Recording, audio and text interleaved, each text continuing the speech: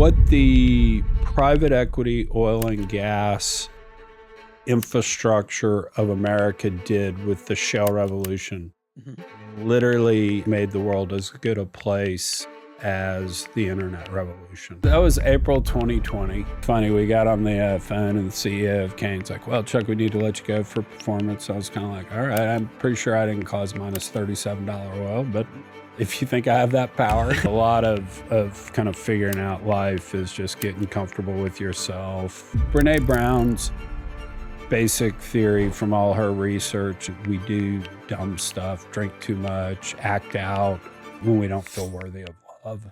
When was it you realized that you liked telling stories? When I got caught doing something wrong. The greatest teacher I've ever had in my life was Gilbert Cuthbertson, Doc C.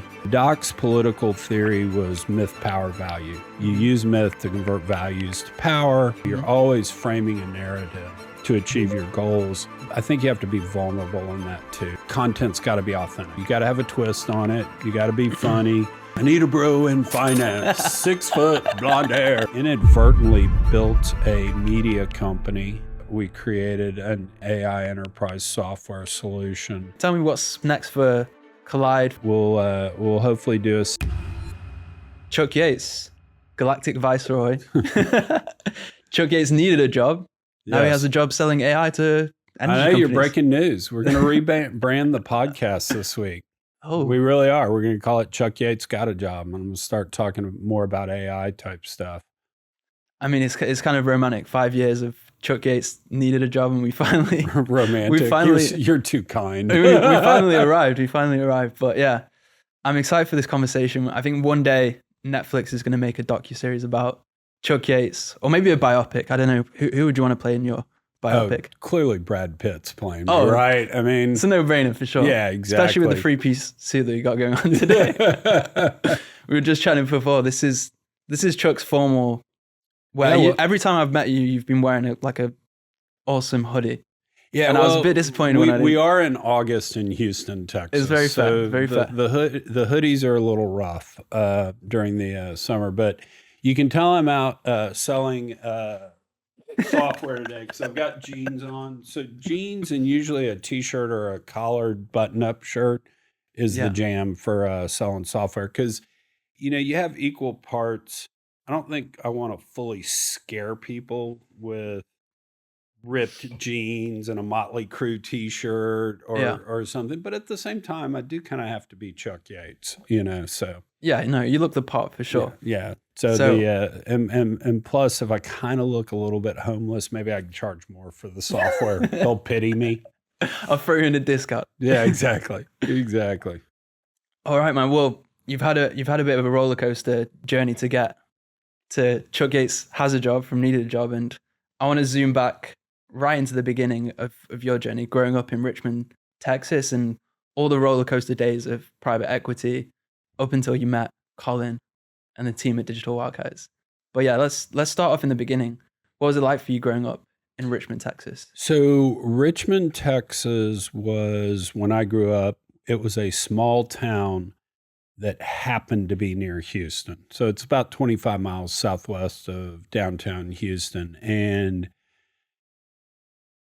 came from a long line of doctors that lived in Richmond, Rosenberg. So my great-grandfather was sent by the railroad to actually be the doctor for Rosenberg, Texas, and supposedly was just the greatest guy on the planet.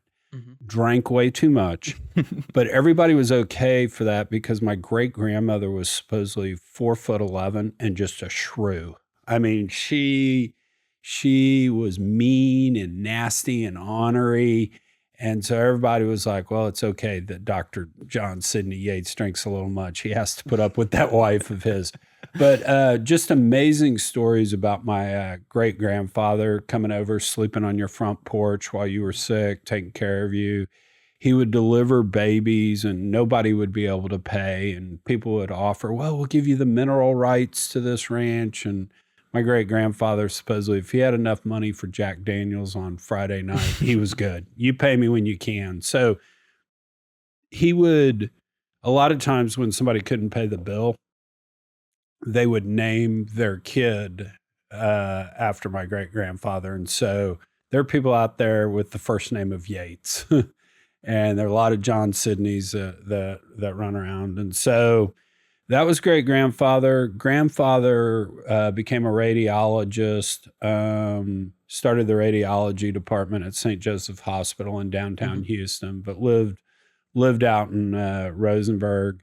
Dad grew up out there, went to Rice, met Mom, who grew up in West University, which is in Houston.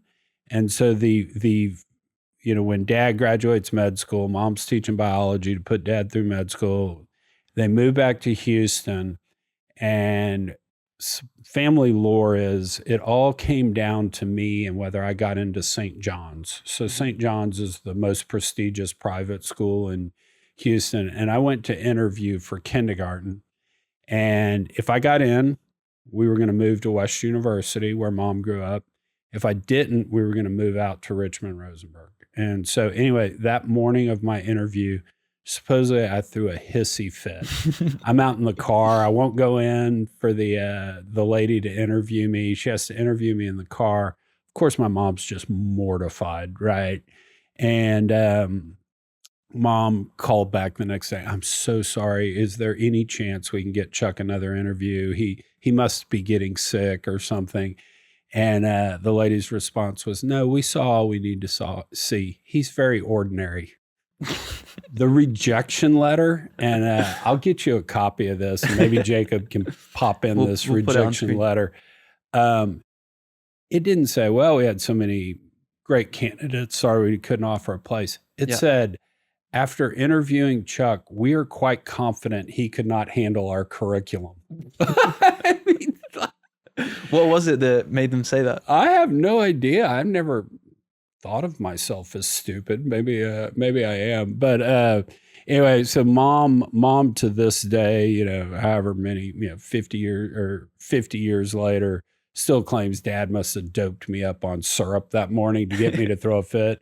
And Dad's line is always, well, you brought such shame on the family, Chuck, that we had to move out to Richmond. So that's how I got out there. And I loved growing up out there because I don't know if it's, is it environment? Is it genetics? There's always, you go back and forth on these things. I have a tendency to be a genetics guy. I think I was just born to be big fish, small pond.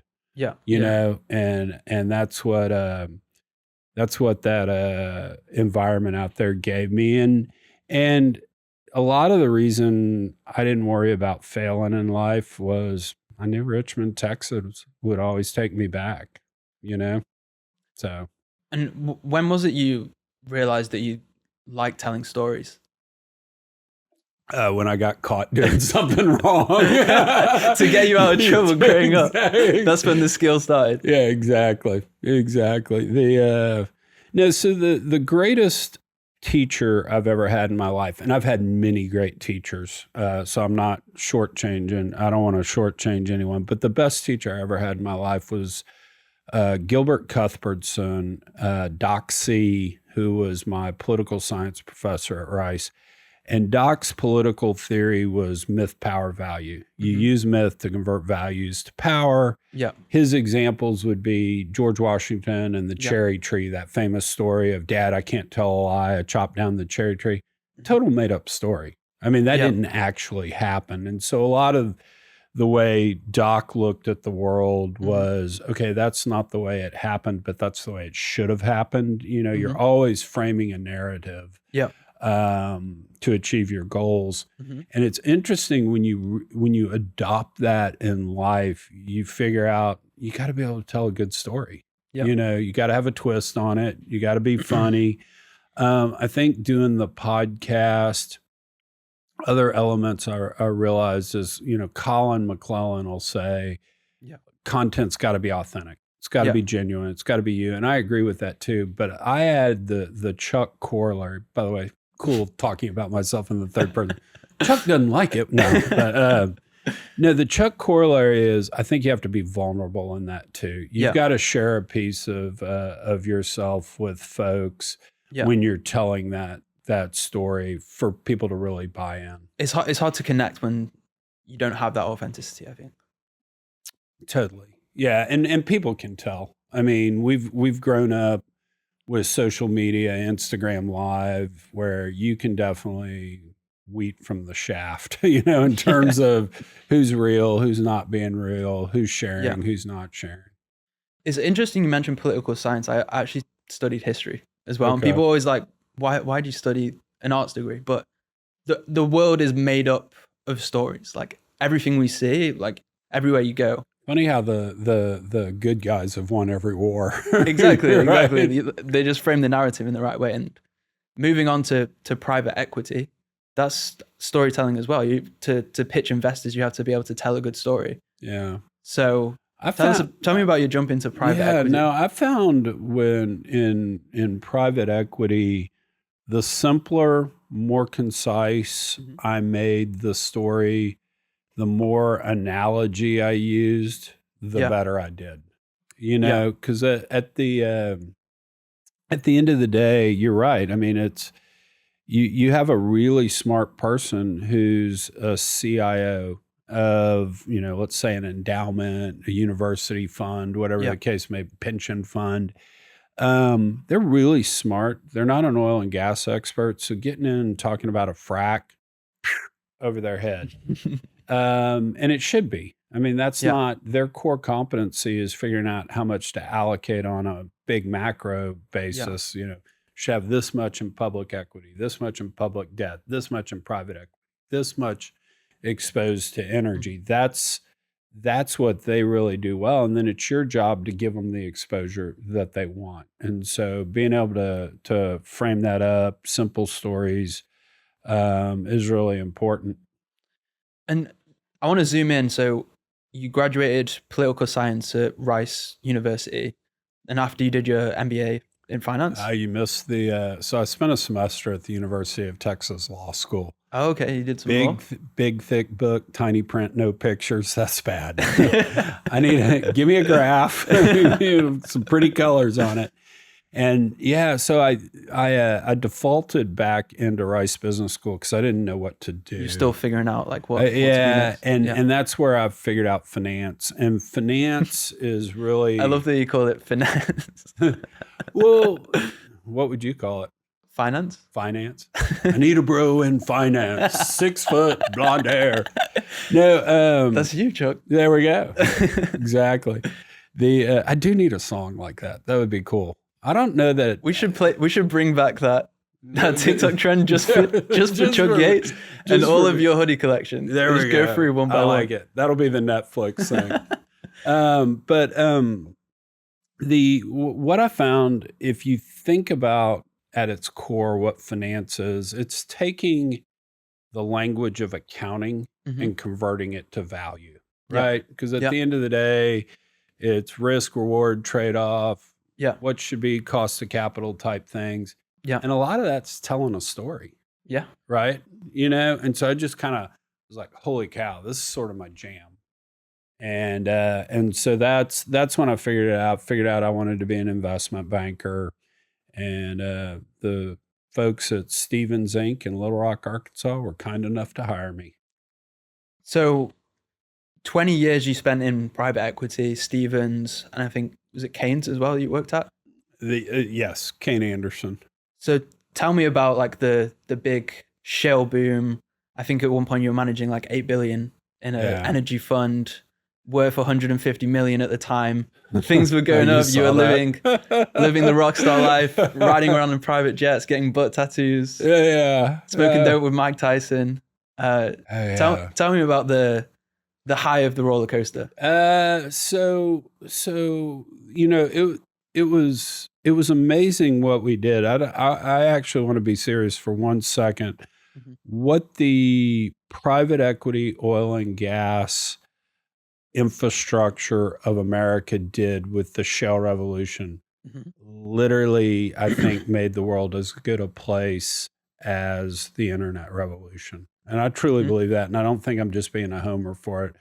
I mean, cheap energy allowed all the technological advances, all those Amazon vans coming to our house, and the economic growth we had changed the geopolitical world out there. I mean, we literally are no longer dependent on, foreign oil sources. I mean, look, I know at the end of the day, we're not self-contained. I mean, we need heavy barrels from other parts of the world. But at the end of the day, being able to have that weapon of energy and what it's allowed peace and prosperity to happen in the world, Ukraine war notwithstanding. But it was pretty amazing. And so it was fascinating on the front line because you really had the age of the engineer. I mean, previous bump in production, which really wasn't a bump, but we had done some cool stuff on the geologic side. So 3D seismic, being able to image bright spots.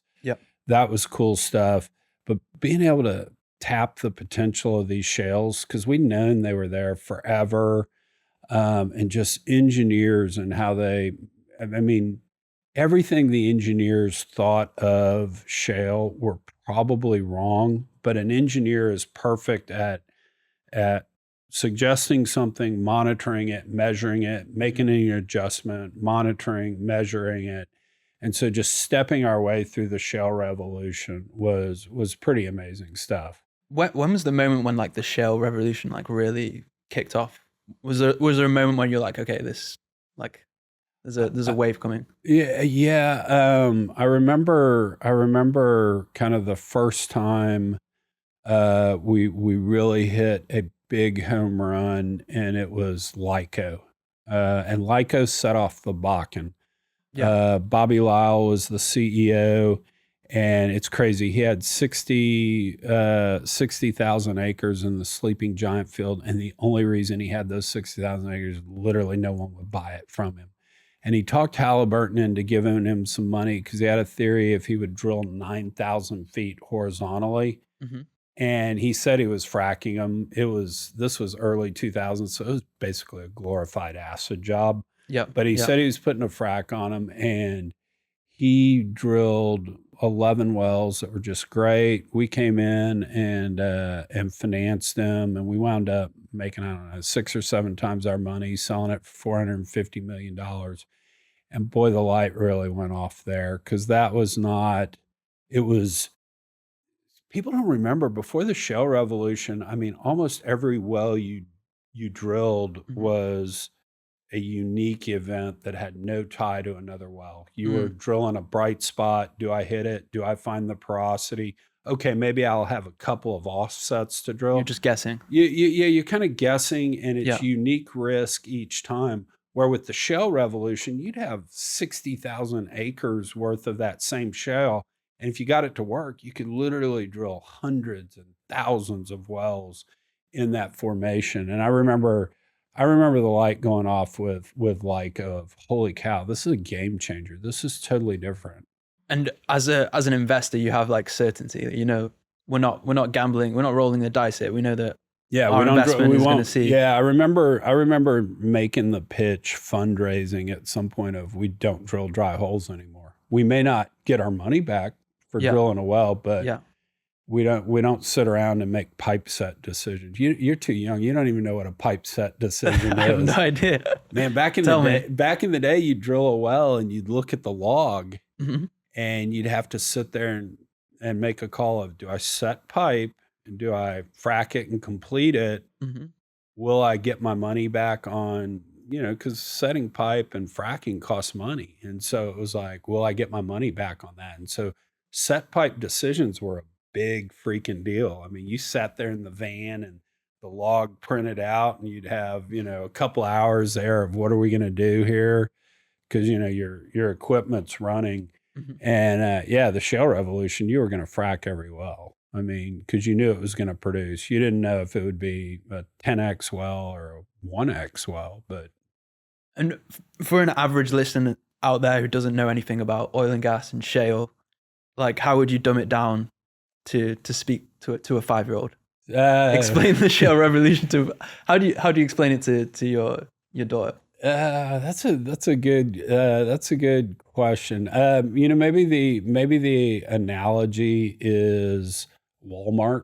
Mm-hmm. So Sam Walton figured out that you could put a variety store in small towns Yeah. and make money off of those small towns, and nobody had really ever done that before. Mm-hmm. And so if you think of shale, we knew the shale was there, but no one had ever been able to make them produce. We knew that you need two things when you produce a well. You need permeability and porosity. Yeah. The way to think about porosity is it's the space in between the rock that can hold oil and gas. So think of marbles in a jar. You know how you can pour water in there because there's space in between. Yeah. So you need porosity. Permeability is the ability of hydrocarbons to flow through the sand. And so if you can imagine being at the beach, when you see a wave come in and it looks like it goes through the sand? Yeah. Well, that's really fine sand. And that has a lot of permeability versus like the sidewalk. Have you ever seen water go through concrete? No, it doesn't. That's impermeable. And what the shale revolution did is it made, because we have a lot of fine sand that produce a lot of oil and gas. Yeah. We just found it 100 years ago, and that's why the Allies won, World War II, right? Because we had the East Texas oil field pumping oil everywhere. So being able to make the concrete produce oil and gas, that was the shale revolution. That's probably the best explanation I've ever heard that's like non-technical. What did your life look like during like the boom of the shale revolution? It was interesting because, on one hand, making a lot of money, things were cool. Professionally, only a handful of people really doing private equities. Kind of felt like you were on a pinnacle. Yeah. Unfortunately, just a horrific amount of stress, and I have 3 young kids, and unfortunately wind up, I'd married my college sweetheart, and we had 2 people die in our lives. One was James Broach. So I don't know if we're friends on Facebook, but that's my Facebook photo is James. He had brain cancer, and his diagnosis was 5 or 10 years. 8 months later, they saw something on the MRI, and it's like, oh crap. And so he was having to go in to get a biopsy. So we showed up the night before with a bunch of bottles of champagne, and we all shaved our heads. Yeah. So we poster boy for why white guys should not shave their heads is me. I need to see the photo. Yeah. Is embarrassed. But so James wind up, unfortunately, the cancer had come back. It had come back as a glioblastoma. Yeah. His outlook was 1 year. He made it 2. And so James passed away. Actually, the anniversary is tomorrow. So August 26th. Yeah. So James passes away, and I deliver, and that was really tough because that was about 3 years of. Which year was this? 20? James passed away, I believe, in 2010. 2010. And so anyway, he it was 3 years of that, and then so Thursday, 11 a.m., St. Luke's Methodist Church in Houston, I'm delivering James's eulogy, and 21 days later, St. Luke's Methodist Church, the 11 a.m. slot, I'm delivering the eulogy for my 32-year-old cousin. So James passed away, and then Michael, my cousin, who was like the best dude, he was the Marlboro man. He took his speedboat to Cuba. He was dodging the Coast Guard. He just pulled up on the shore. I'm here, girls. How are you? I mean, I said in his eulogy that he lives life out loud. Yeah. And that's just who he was. Well, he just came home from the bar one night, texting with his buddies. The texting stopped, and everybody's like, he was supposed to come out the next night, and he didn't show up. And his buddy's like, he met a girl, typical Yates. And anyway, the next day, still no texting. People got worried, and he just died right there on his couch. And just a lot of stress at work. Those two events happened. My ex-wife, I'm so blessed, is a great mother, good person.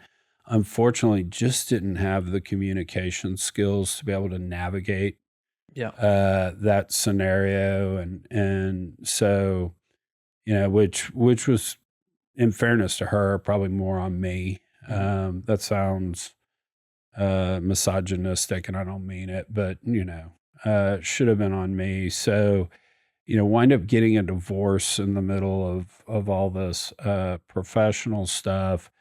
And that's when I kind of threw myself into all the therapy that I've gone through. My joke is I've paid for more therapy than the gross national product of a third world country. Read every self-help book. Yeah. Quote Brene Brown, verse at the drop of a hat. What's the verse? Oh, just any of her, of her stuff. Yeah, she's great. But Brene Brown's basic theory from all her research is, at the end of the day, we do dumb stuff, drink too much, act out, are mean when we don't feel worthy of love. And I think she's nailed that. So a lot of kind of figuring out life is just getting comfortable with yourself. And figuring out who you are.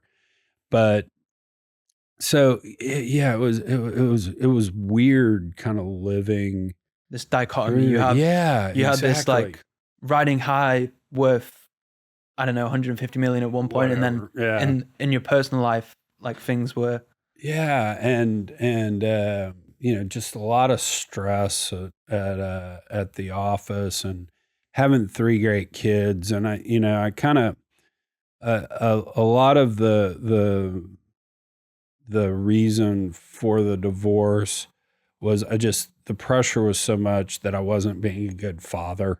Yeah. And, I needed to be in a position where I could be a good father. And that was,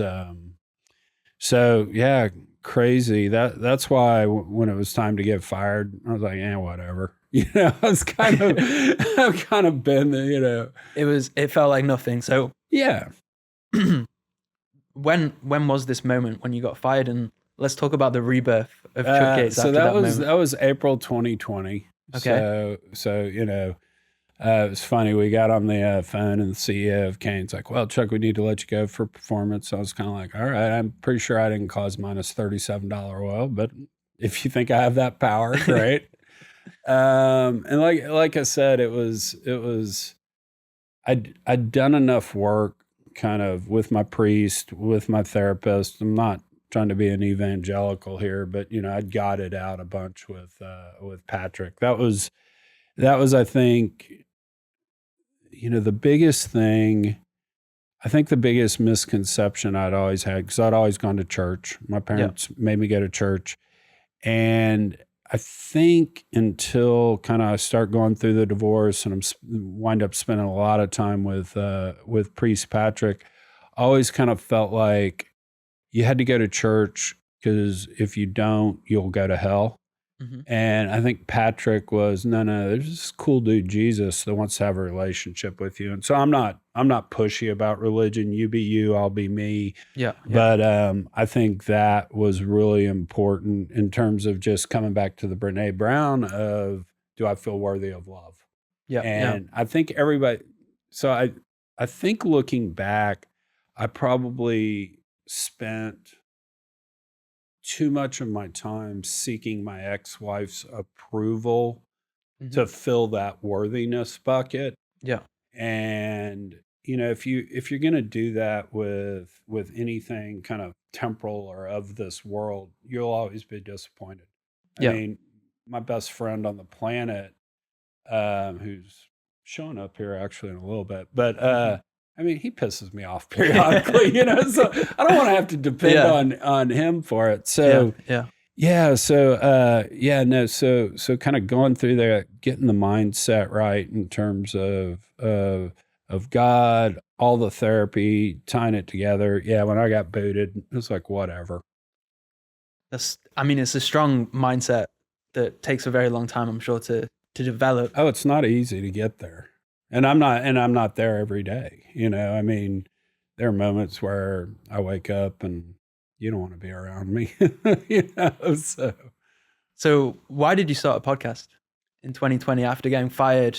Yeah. You're kind of looking for this journey of self-discovery, and at that time you started Chuck Yates. Yeah, Needs a job. So my best friend Fish, he would get phone calls, kind of post me getting fired, and what's Chuck's next thing gonna be? What's he gonna do? We want some inside scoop. And Fish used to say flippantly, but there's a grain of truth to this. Fish would be like, Chuck wants to do the same thing he's always wanted to do since I met him at Rice. He wants to be a game show host. So there was an element of that in terms of, nothing was going to happen, right? Mm-hmm. Because the industry, we were firing half our people. It was funny.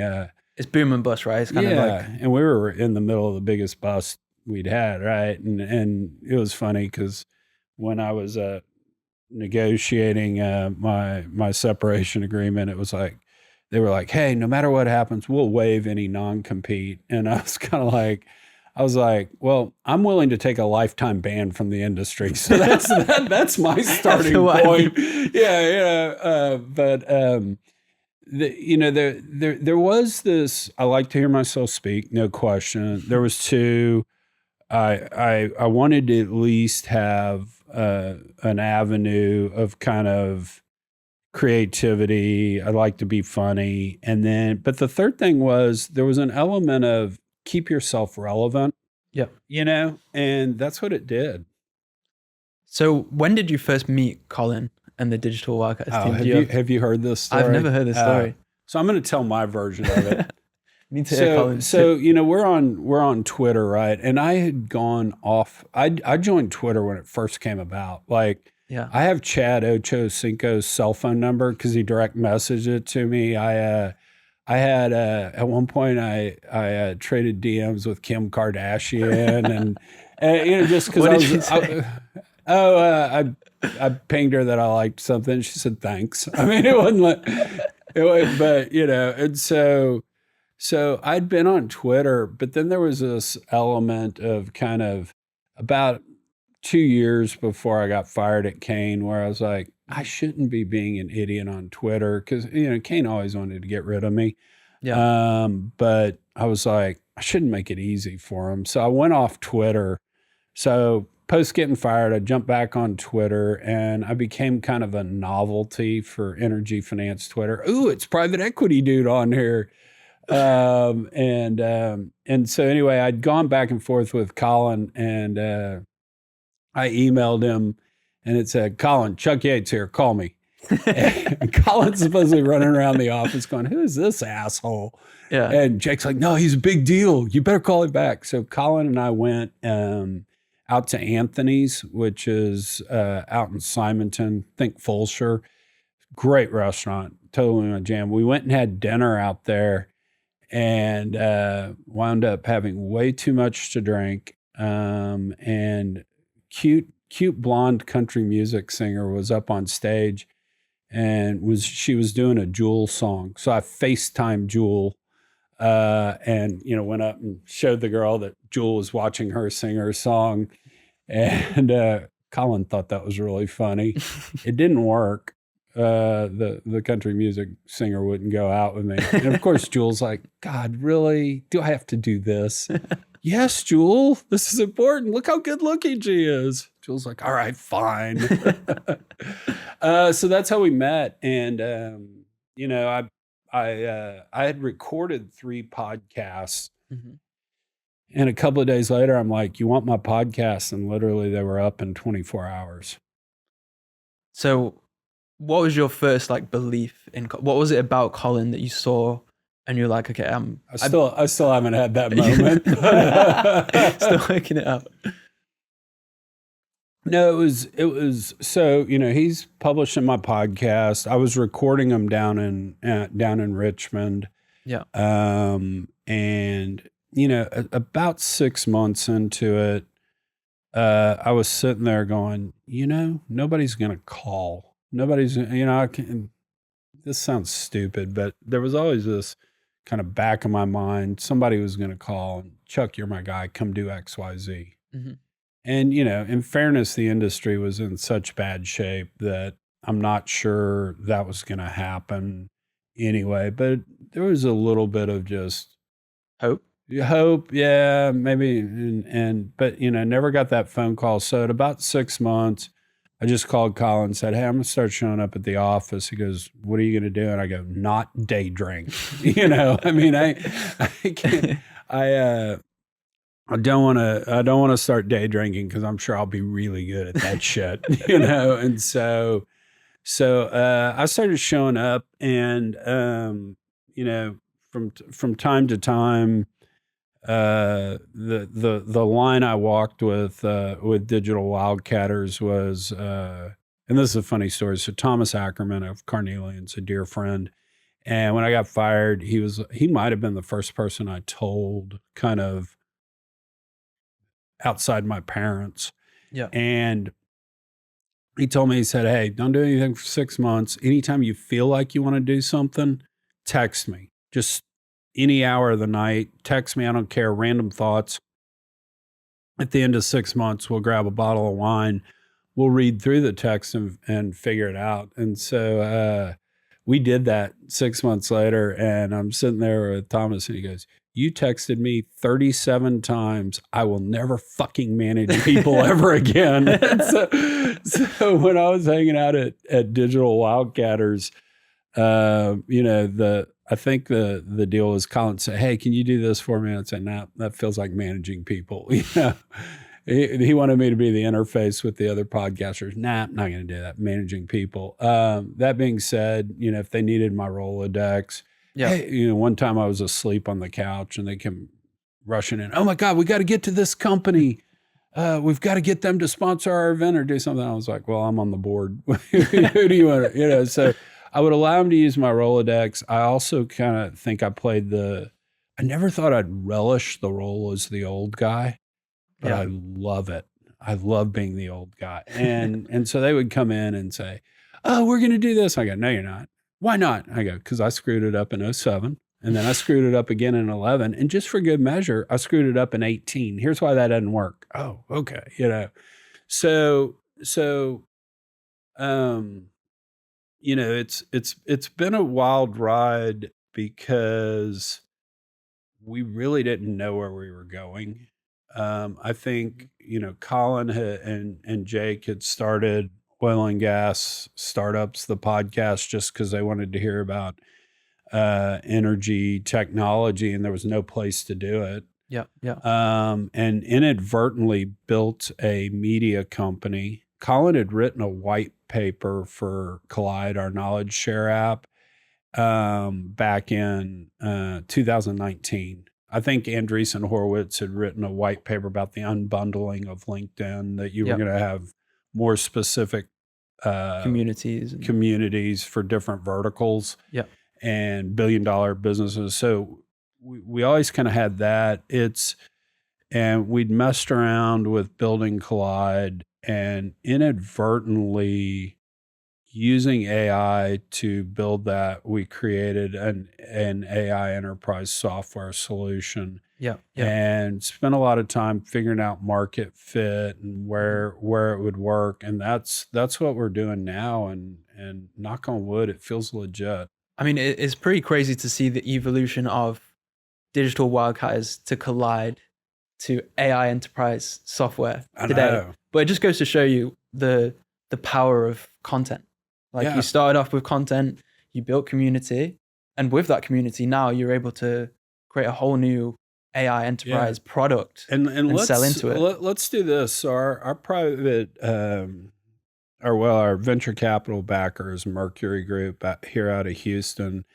And to their credit, they leaned into the community we had built and gave us credit for that, probably in our valuation, as well as the amount of money they gave us. They kind of said, okay, they've built the community. They understand product market fit because of the feedback from the community. We just got to get them the resources to get enough geeky people in here that can write software. and so I give Blair a lot of credit for that, because Blair Guru, who runs the place and's on the board with me. I mean, he leaned into that, and I mean, I believed it, Yeah. you know, but at the end of the day, that might have been, I don't think Silicon Valley believed it, you know. I think the tide is kind of shifting with perception about the whole energy business. It's had a very like bad rep for many years, but the stuff Digital Wildcatters has been doing, Collide, just educating people about energy, it feels like there's a different feeling within the industry and the perception of it now. Yeah, I mean, all those guys in Silicon Valley figured out, you know, these computers don't run on on this mystical On this wind farm. energy source. Yeah, I think that, and then just the political shift. And I'm not being pro or anti any political party, but just the anti-woke, I think, has allowed us to have more honest conversations about things. Rational conversations. Yeah, because at the end of the day, everything's a water balloon, right? You push in one side, the other side pops out. And I think the most conservation-minded people I've ever met are oil and gas folks. I mean, you want to talk about people that want to take care of the environment. I've always found we really do. The problem I've always had is every conversation needs to start with your life expectancy doubles when you go from using hydrocarbons as a fuel source to no longer burning dung and wood in your house. You know, so let's take that as good and start there, and then let's start making trade-offs, you know. And I think this goes back to storytelling again. Like for years, maybe in this shale revolution boom, when there's just so much money in the industry, there wasn't great marketing for the industry to tell that story and have. Well, you know what it is? If you look at the psychological studies, there are three things that are very effective on changing people's mind. Number one, asking questions. That's why the Socratic teaching method is arguably as good a teaching method as there is. Number two, you scare them, you know. Number three is you make them laugh. And the real fine point you have to put on that is not make me laugh, make you laugh. If I can make you laugh and you truly laugh, then I have a connection with you that allows you to more easily buy my premise. I've always said that kids today are way more liberal than they should be because of Jon Stewart. I mean, I don't agree with Jon Stewart on a lot of political stuff, but he always made me laugh. And I'd give Jon the benefit of the doubt on a lot of things because, you know, he's very funny and very earnest and authentic. And so the single worst way to change somebody's mind, facts, figures, and reason. Because, I mean, basically when you start throwing out that type of stuff, you're telling somebody, I don't believe your premise. You know? And so unfortunately, we're an industry that's run by a bunch of engineers that love facts, figures, and reason.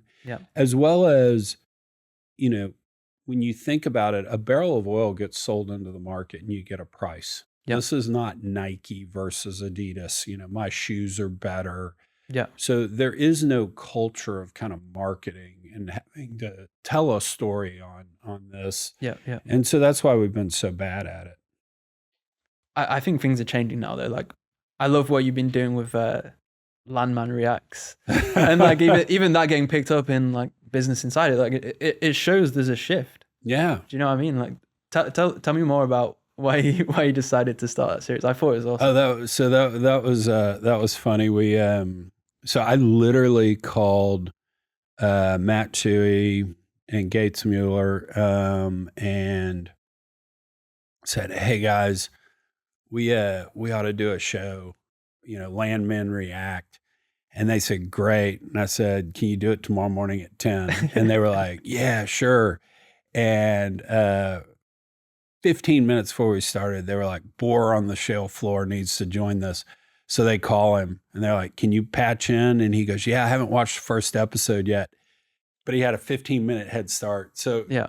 you could barely hear this in the background. He's watching the show as we're talking, and he's commenting about it. And so, yeah, we just we had fun. I think that was kind of a perfect intersection for me in terms of its energy business. Yeah, but it's pop culture. I could be flippant. The viral moment from those podcasts is when we were talking about, is this going to be good or bad for the energy business? And I'm like, man, if we see Demi Moore's tits, it'll be the greatest thing that ever happened for the energy business. And, so yeah, that was a lot of fun to do. I mean, it's kind of crazy. I think that first episode, 150,000 people have watched it. That's more of what the industry needs. It needs more storytelling. It needs more storytellers for people to actually peek behind the curtain and see actually what these guys are doing is very much needed for the world, to power the world. You know what? So Colin McClellan did a TikTok video one time on just how a drill bit works. Yeah. And it got like 2 million views in 2 weeks. And, some of the comments were, oh, you're destroying the planet. But most of them were like, that's so cool. I never had any idea. And so what I would tell folks out there is, we all have one of these. Yeah. So we're all content creators. And at the end of the day, start with just basic documentation. Like if I was a small operator and I spilled some oil on the ground, show how you remediate it. Yeah. I mean, I know your lawyer's going to freak out and say, no, we can't do that. But people be like, oh, okay, that's cool. He picked up all the dirt, or whatever. Yeah. And I think just if you educate and that's where you start and you post it on, figure out your social media. Are you a TikTok person, Instagram, whatever? Go pick it. And even if you get 5 likes, that's 5 more likes than we had yesterday. Yeah. And like we were saying before the show, attention is a moat today in oil and gas. And I think people are starting to clock on and realize, I think since the pandemic, since Digital Wildcatters have started this new media wave, people are starting to clock on, okay, even operators out there who have for a long time been wearing suits, shaking hands, going for lunch, playing golf. They're like, okay, we need to figure out this whole content business. Maybe we should start a podcast. Yeah. No, it's pretty interesting. It's not going to be complete though until we have a reboot of the Gong Show with me playing the Chuck Yates. Do you know what the Gong Show is? I don't, but I know what a gong is. I know So the Gong Show was a fake talent show from the 70s, and it would have equal parts kind of impressive people doing stuff as well as really stupid stuff. And Chuck Barris, who was the host of that, George Clooney made the movie of his life. Yeah. Chuck Barris has an amazing career. He produced all these game shows like the Newlywed Game, the Dating Game, all these things, as well as he wrote a top 10 pop hit for a group. But he would wear a tuxedo, and it was kind of this parody of a talent show. And so they had the unknown comic on there who would wear a paper bag over his head, and he would do his impersonation of the first man on the sun. Oh, wow. I mean, stupid stuff like that. Yeah. If you ever need 2 minutes where you're feeling down and you need to feel better, pull up Gene the dancing machine, because this stagehand would come out and just dance to this ridiculous song, and people would throw things at him. And he would just go, and he always got gonged at the end. But so if you got gonged, you were kicked off the show. Okay. If you made it through, then they scored you 1 through 10, and the winner would get something. But anyway, we need to recreate this show. We do. I need the reboot. This is my life goal. This is the next step after Collide becomes a $1 billion company. This is absolutely, dude. Well, I appreciate you having me on. Yeah, tell me what's next for Collide, for Chuck. I know Collide is working hard around the day to make sure that you win your private jet back. Yes, exactly. I am. I'm 9 to 5, or maybe even entrepreneurial hours Yeah. out selling software. So kind of head down, focus on that. In fact, we're going to reboot the podcast as Chuck Yates has got a job, and I'm going to start talking a lot more about AI type Yeah. stuff, to our point of content being really powerful. And so gonna be head down on that. We'll hopefully do a Series A here in the spring, Mhm. and then we'll kind of figure out from there, what do I do? Because I mean, at the end of the day, I'm a really good knife and fork guy. You go send Chuck to eat lunch, eat breakfast with folks. I don't know if I actually could run a sales group.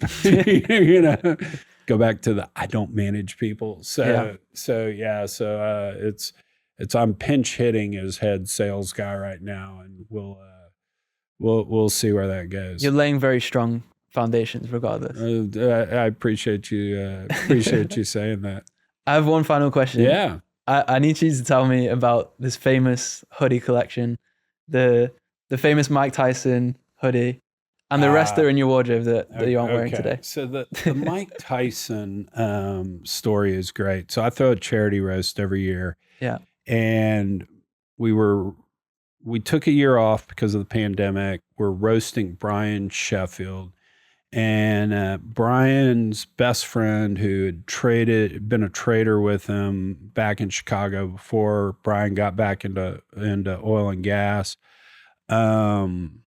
just a great dude, had hired Mike Tyson to come tell 4 jokes.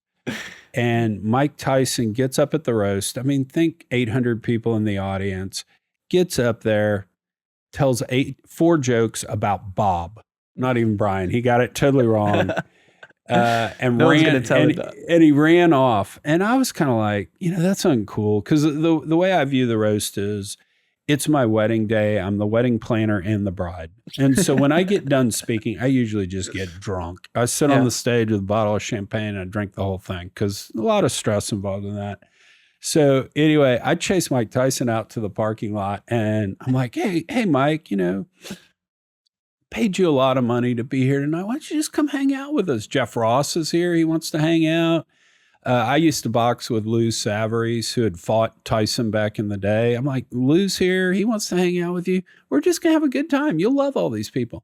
Yeah. He goes, really? And I go, yeah, come on. He goes, well, I got to hit my blunt first. And I was like, okay. And he offered up. And I'm like, I'm not a big dope smoker, but if you get a chance to smoke dope with Mike. So I'm smoking dope with Mike Tyson, and needless to say, had too much to drink, but and I was wearing the obnoxious Valentino hoodie. It's silk, and we'll throw up a picture of it. Yeah, it was obnoxious, but I don't know. I've just always been a hoodie guy. We need to design you a hoodie. I'm gonna get our design team to make you a kick-ass midnight hoodie. There we go. Yeah, I'll definitely wear it with pride. So. Final question for you, Chuck. At the end of the day, what does it all mean for you? What does happiness mean to you?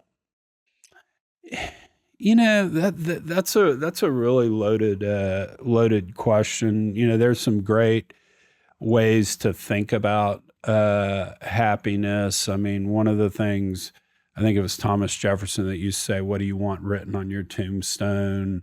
Yeah. There's the whole thing of, when you're on your deathbed, are you ever going to say, I wish I would have worked harder, and all that sort of stuff. I think at the end of the day, the important thing for me, and I'll go back to Priest Patrick on this. So Priest Patrick was going to the hospital. Somebody was going to die. And I was talking to him. I go, man, that must be the worst thing on the planet. It's got to be so hard for you. And Patrick's like, no, it's the easiest thing I do. I go, what do you mean? He goes, man, nobody remembers what you said. They only remember if you showed up or not.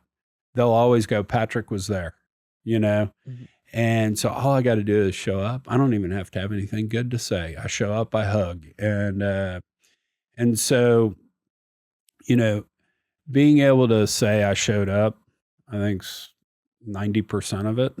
The Woody Allen quote, he's a creep. But anyway, Woody Allen was right. 90% of life's shown up. So I think kind of looking back, happiness is people would say he showed up. Yeah.